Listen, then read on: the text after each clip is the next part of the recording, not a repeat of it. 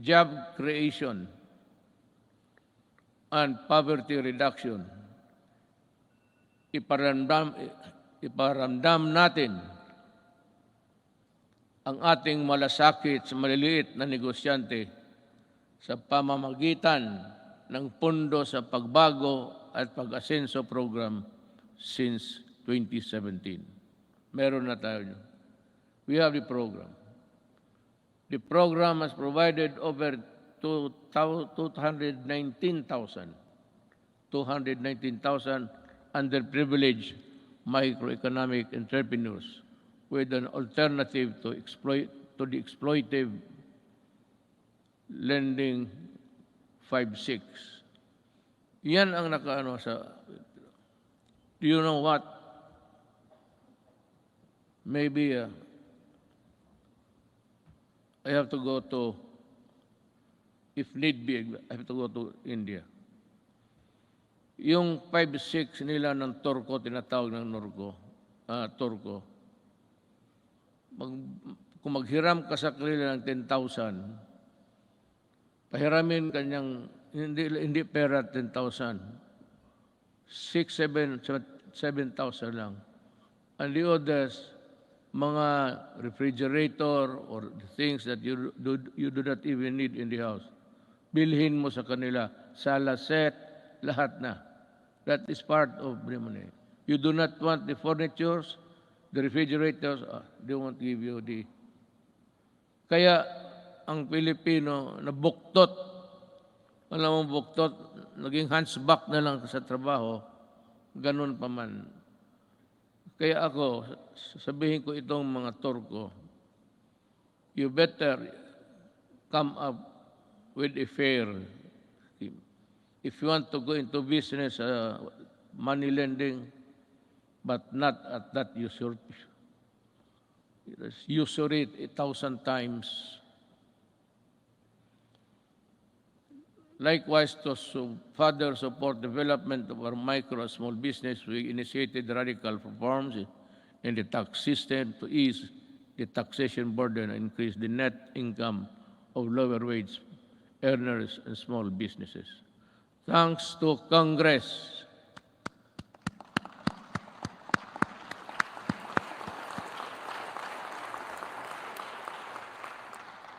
Yan, hindi pa ninyo alam, ha? Sabi ko lang, thanks to Congress and our revenue-generating agencies, our tax reform sustained our economic growth from the third quarter of 2016 to the fourth quarter of 2019, which made the Philippines one of the fastest-growing economies in Asia until the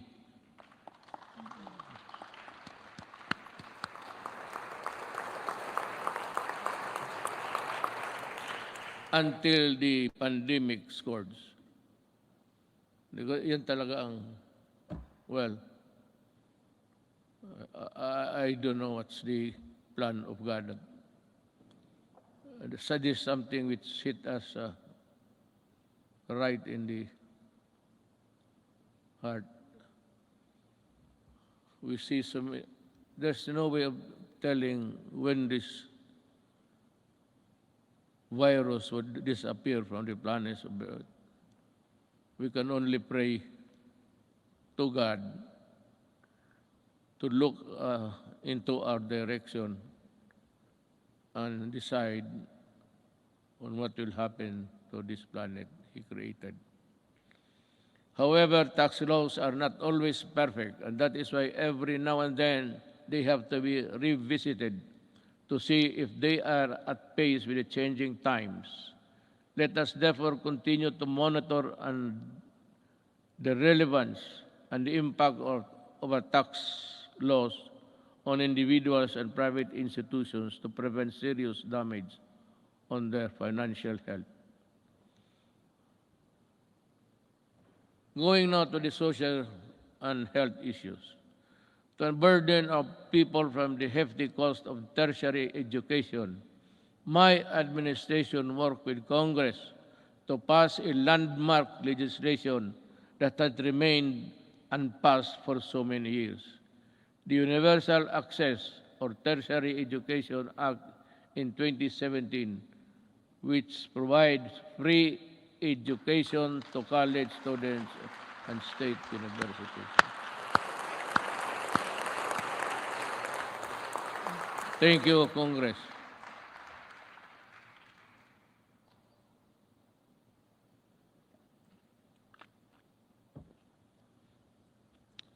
We also passed the Universal Health Care Act in 2019. And to supplement this, I also signed into law the Malasakit Centers Act in 2019.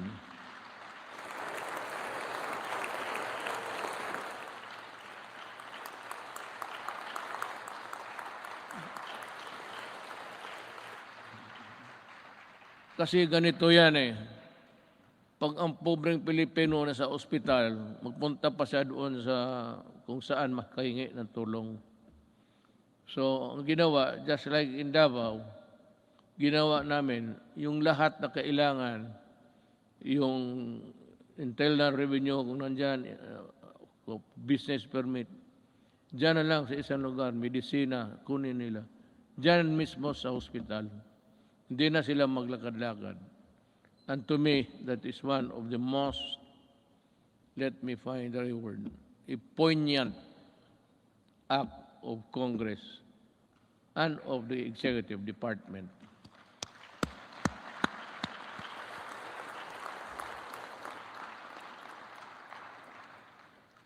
Legislation which was sponsored by Senator Bongo.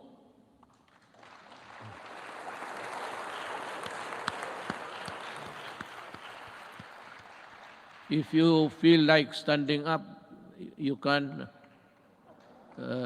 Senator.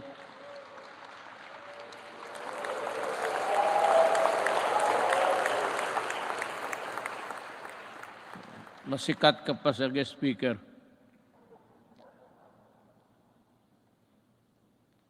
Unburden our peoples with the tedious process of going to various agencies and offices in order to avail assistance from government.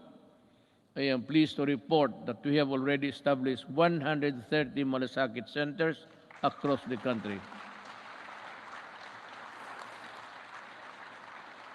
That has already helped millions of Filipinos in their hospitalization needs.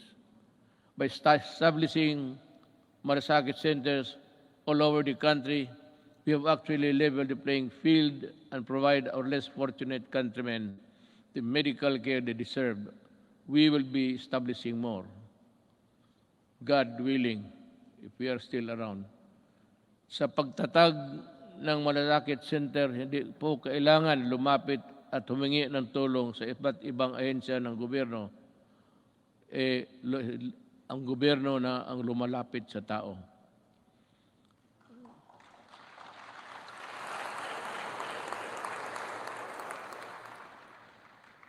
So, let us talk about COVID. It's mentioned everywhere in the speech, but what's this goddamn virus is? I have to admit, back when I decided to answer your call and run for higher office, never did I imagine that my presidency would not only be judged by how I made good in my campaign promises in fighting illegal drugs, criminality, corruption, but how well I led our nation during the global pandemic. Hindi na ako makapronounce ng buti, baka mayroon na ako. May ambulansya ba dyan? Mukhang iba na ang, I cannot pronounce the words. I hope this is not a symptomatic. Prior to the pandemic, we recorded our lowest debt to GDP ratio since 1986, the highest revenue effort since 1997, the highest credit rating in the country's history, yung sa bangko. Because if your rating is high, it's easy to borrow at maliit lang ang interest. That is the dynamics of a rating by Fitch and Poor, mga ganon. So, and the lowest rates of unemployment and underemployment and poverty, well, it's still there. It is beyond dispute that our economic governance fundamentals were robust when COVID-19 hit us. I am sure that much can be said about the way we took on the daunting challenge of preserving lives while sustaining our momentum towards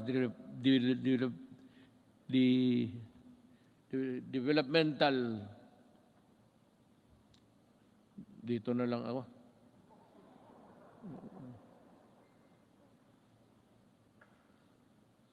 goals. Naturally, we prioritize saving lives. Buhay muna bago ang lahat. Ibig sabihin, inuna natin yung gastos, yung pera natin sa pandemic. Kinuha ng lahat ng mga budget. Si Dominguez yan. Yun ang ginamit ninyo sa Bayanihan 1 and 2. Doon natin kinuha yung pera.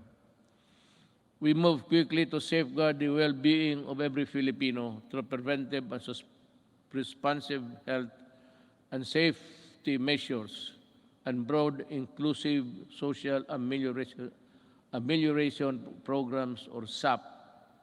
Thanks to the support of Congress, we launched the most extensive social protection program in our country's history with the Bayanihan passage of Bayanihan 1 and Bayanihan 2.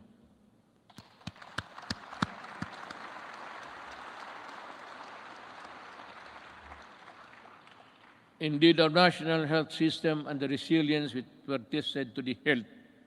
Countless lessons we learned and continuously improvements put in place. Kahit anong crisis ay kaya malampasan kung tunay na may malasakit at bayanihan. I agree. At the early stages of the pandemic, our testing capacity was very limited. Recognizing the importance of conducting more tests to ensure early detection and timely isolation of confirmed COVID-19 cases, we ramped up our testing capacity. We now have more than 260 accredited laboratories nationwide, which is still capable of conducting at least 50,000 tests daily. All regions now can conduct their own COVID-19 tests.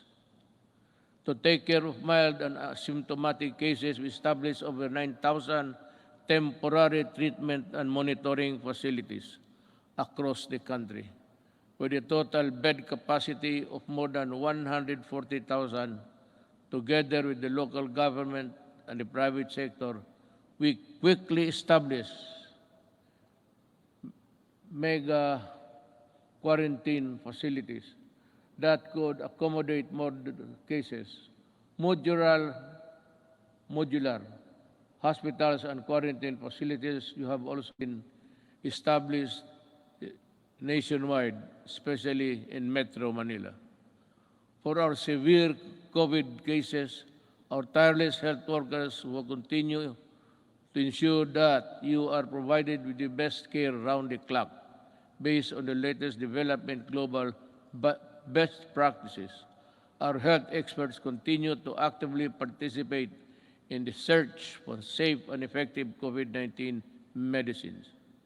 With the help of Congress, kita mo sa lahat, I never said, wala kang magiging ito I developed, caused the construction of a bridge that is nowhere to be found today. Yung ako sa inyo talaga, with the help of Congress, we passed 13 measures that established new improved renew and improve the capacity of existing hospitals around the country to provide quality care and services. Our people, especially amid the ongoing pandemic 19.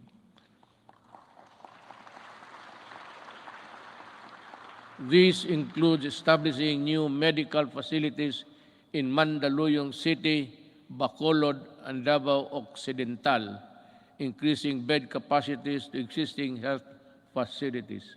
In Quezon City, Ilocos Sur, La Union, and Palawan, the upgrading of health facilities in that area to include Leyte. Currently, we have received over 30 million doses of COVID-19 vaccines. We expect to at least receive 36 million vaccines this month, and in August, we have inoculated more than 7 million Filipinos which have received the first dose, at least 17 million. Well, I think the landscape, the health landscape of the country continues to improve as we, with the continuous approval of COVID-19 vaccines, we are ready to boost further our daily vaccination rate. And I also encourage our local government units to hasten their rollout and strengthen their inoculation program. San Juan City, for one, have vaccinated 70% of their population in a month's time. Saludo ako sa inyo at kay Mayor Zamora. We cannot continue living in the shadow of this potent enemy, especially now that science and medicine has proven that it is possible to live, if not entirely defeat this virus. The health and safety protocols we put in place have proven effective in slowing down the spread of virus.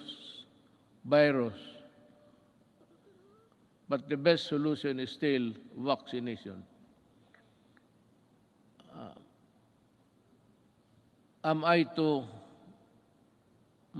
mataas na ba?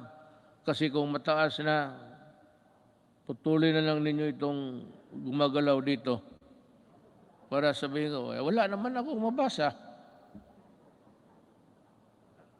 Pag matagal na, those who want to go home, raise your right hands.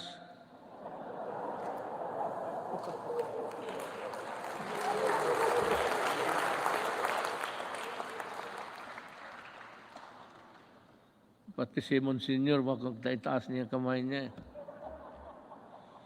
That is why I implore our countrymen who are now in the list of sectors to be inoculated to get vaccinated now.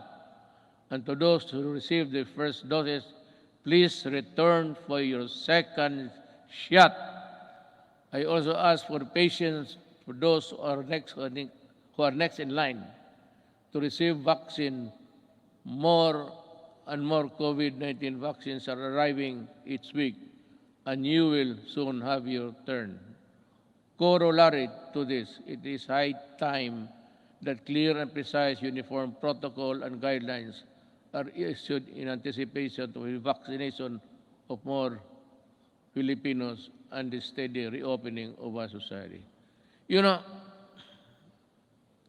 Pagpasensyahan niyo ako, I beg your kind indulgence. But I have to talk about something which would affect us all. It seems that this government is too far away from the people. Yung serbisyo talaga na totoo. Nung isang araw nakita ko, I don't have to know what place was that. Ang mga tao nakapila. And they said that they were there at 4 o'clock. Lumalakas yung ulan, sa payong lang sila. So nanonood ako sa report because I listen to the report every morning. Makukuha mo sa mga radio station yan eh. So I was having breakfast. I was listening to their TV. At nakita ko yung mga tao nakapila doon, malakas ang ulan. Sabi ko,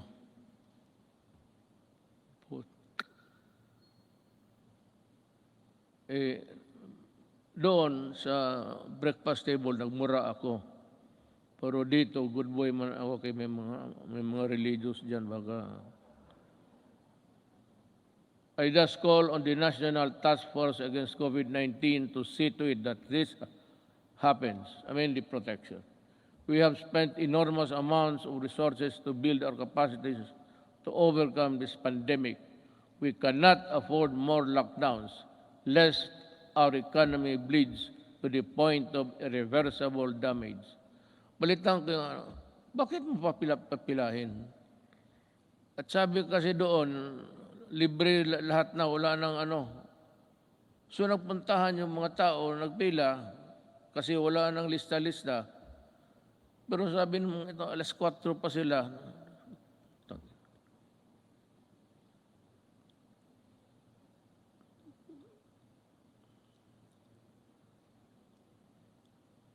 Hindi lang ako pwedeng ako nagyayabang. I'm just an ordinary Filipino citizen. Just like you, I get hurt when people are nearly almost brutalized. Bakit hindi ka